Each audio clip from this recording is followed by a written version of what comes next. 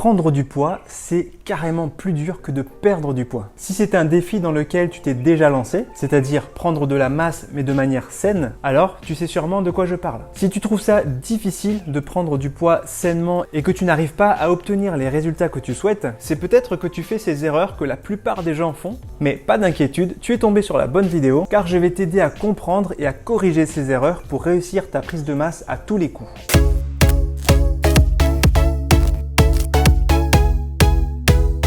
Salut, c'est Christophe. Bienvenue pour cette nouvelle vidéo. J'espère que tu vas bien. En tout cas, je suis très content de te retrouver. Si tu ne me connais pas encore, moi je m'appelle Christophe et je suis coach en nutrition santé et j'aide les gens à prendre de la masse musculaire de manière saine et équilibrée. Et aujourd'hui, dans cette vidéo, je vais justement te montrer les erreurs communes que font la plupart des gens qui cherchent à prendre de la masse sainement sans y arriver. En gros, quand je te parle de prendre de la masse, c'est de prendre surtout du muscle et surtout pas de gras parce que tu sais que le gras en trop grande quantité, c'est complètement dangereux pour la santé. Mais par contre, prendre de la masse musculaire, c'est extrêmement intéressant parce que ça va venir préserver la santé sur plein de points et surtout, c'est très intéressant de développer sa masse musculaire quand on est encore jeune et que c'est encore facile pour le corps de faire ça parce que quand on vieillit, il y a un phénomène qui s'appelle la sarcopénie qui fait que la masse musculaire va fondre petit à petit. Et malheureusement, il est de plus en plus dur à cet âge-là de développer de la masse musculaire. Donc, plus on a créé un capital muscle quand on est jeune, et mieux ce sera pour ta santé en vieillissant. Donc, je vais te partager les 7 points qui, selon moi, sont vraiment importants pour réussir sa prise de masse. Et reste bien jusqu'à la fin de cette vidéo parce que je te dévoile une astuce un peu secrète dont peu de personnes parlent et qui est vraiment essentielle et fondamentale pour la prise de masse. Donc, reste bien jusqu'au bout. Le tout premier, ça va être l'alimentation parce que c'est pour moi vraiment le facteur essentiel qui va te faire réussir ta prise de masse et l'idée, ça va être de manger plus sans se gaver, bien sûr, parce qu'il n'y a pas de secret. Quand tu cherches à perdre du poids, il faut faire ce qu'on appelle un déficit calorique, c'est-à-dire que tu dois manger moins que ce que ton corps a réellement besoin pour qu'il puise dans tes graisses. Et à l'inverse, en fait, quand tu vas chercher à prendre du muscle, il va falloir faire un excédent calorique, c'est-à-dire que tu vas devoir manger un peu plus que ce que ton corps a réellement besoin pour fonctionner, puisque justement l'idée est de transformer ce surplus en masse musculaire, c'est-à-dire que ton corps va devoir fabriquer de la masse musculaire à partir des nutriments en excédent que tu lui apportes. Idéalement, il ne faudrait pas prendre moins de 3 repas par jour. Souvent, quand on se met en excédent calorique, c'est assez difficile de manger 3 gros repas dans la journée. Donc certaines personnes vont le fractionner en plus petits repas et en prendre un peu plus. C'est-à-dire que tu peux prendre 4 voire 5 petits repas. Donc en gros, ça va être quoi? Ça va être le petit déjeuner, le déjeuner et le dîner. Et dans la matinée ou dans l'après-midi ou les deux, tu vas rajouter ce qu'on appelle une collation pour venir augmenter ta prise calorique sur la journée. Donc là, l'objectif, ça va être de manger un peu plus que ta faim, un peu plus que ton appétit. Et moi, je recommande en général de prendre entre 300 et 500 calories de plus que ce que ton corps a déjà besoin pour fonctionner normalement. Le deuxième point essentiel pour moi, ça va être de bien s'hydrater. Déjà, qu'en temps normal, pour rester en bonne santé, c'est important de boire suffisamment d'eau parce que le corps a besoin de beaucoup d'eau pour fonctionner correctement. Et bien là, en fait, comme il va se passer encore plus de choses dans le corps, il faut consommer encore plus d'eau que d'habitude, en faisant quand même attention parce que, comme je te le disais dans le point juste avant, souvent les gens ont un peu de mal à manger des gros repas. Donc en fait, quand on mange plus de son appétit, le but ça va être d'éviter de venir atténuer son appétit. Là où je veux en venir, c'est que pour certaines personnes, il vaut mieux éviter de boire de l'eau juste avant le repas ou même pendant le repas parce que en fait, le fait de boire de l'eau, ça va venir dilater l'estomac et ça va déclencher les phénomènes de satiété. Et nous, c'est ce qu'on va essayer de limiter à tout prix pour arriver justement à manger un peu plus que son appétit.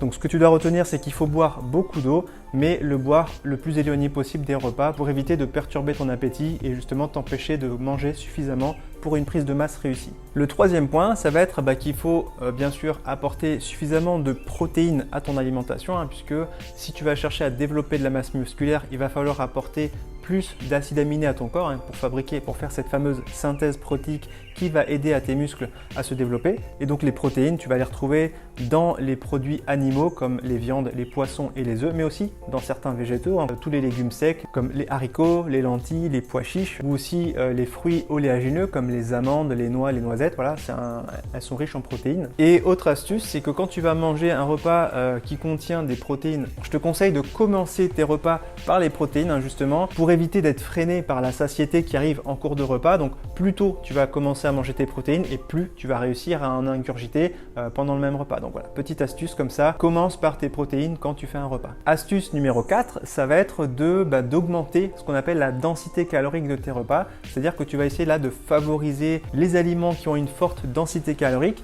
Notamment, il ne faut surtout pas oublier et faire l'impasse sur les matières grasses, en gros les lipides. Et je pense notamment à l'huile d'olive qui est une très bonne huile. Et chaque jour, tu devrais en consommer entre 1 et 2 cuillères à soupe d'huile d'olive dans tes repas. Astuce numéro 5, ça va être de limiter les aliments qui t'imposent trop de mastication, parce que la mastication aussi va favoriser la sécrétion d'hormones et d'enzymes qui vont accélérer le sentiment de satiété. Un exemple au hasard, si tu prends une pomme, la pomme va te faire mastiquer beaucoup plus que si tu prends une banane par exemple, et donc en gros là l'idée ça va être de favoriser tous les aliments qui te demandent moins de mastication, mais ça ne veut surtout pas dire qu'il faut avaler tes bouchées tout rond, parce que là tu vas venir perturber ta digestion et c'est pas du tout l'objectif. Le but c'est de vraiment faire en sorte que ton corps assimile le maximum de nutriments possible, donc il faut absolument bien mâcher tout ce que tu manges, mais voilà, l'idée c'est de prendre des aliments qui se mâchent peut-être un peu moins avant d'être bien transformés en bouillie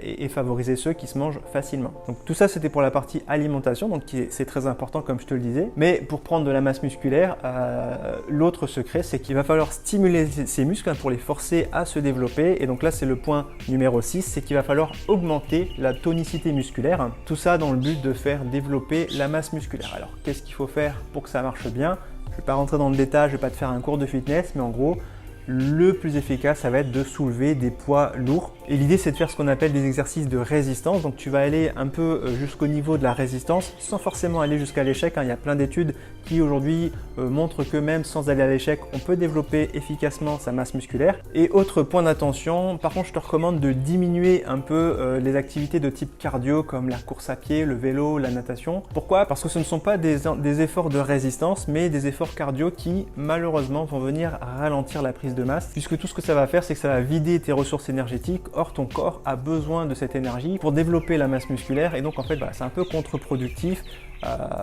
Après, si tu aimes bien ça, tu peux continuer à en faire un petit peu, mais voilà, il ne faut pas faire des gros volumes de cardio pendant que tu es dans une période de prise de masse. Et le 7e et dernier conseil que je vais te donner ici, ça va être de bien respecter la phase de récupération et de repos, notamment en ayant un sommeil de qualité et surtout dormir suffisamment, parce que la construction et la croissance musculaire se fait principalement pendant le sommeil. C'est à ce moment-là que le corps va sécréter des hormones, notamment l'hormone de croissance qui va venir aider le corps à faire de la synthèse protéique. Et tout ça, ça va t'aider à avoir des résultats optimaux. Donc voilà pour les 7 points. Avant de finir, il y a un 8e point bonus que j'ai envie de partager avec toi. Et je vais là casser une croyance, parce que souvent on pense que pour prendre de la masse musculaire, il faut tout mettre le paquet sur les protéines. Et beaucoup de gens malheureusement font l'impasse sur les autres macronutriments que sont les glucides et les lipides, dont je t'ai un peu déjà parlé tout à l'heure.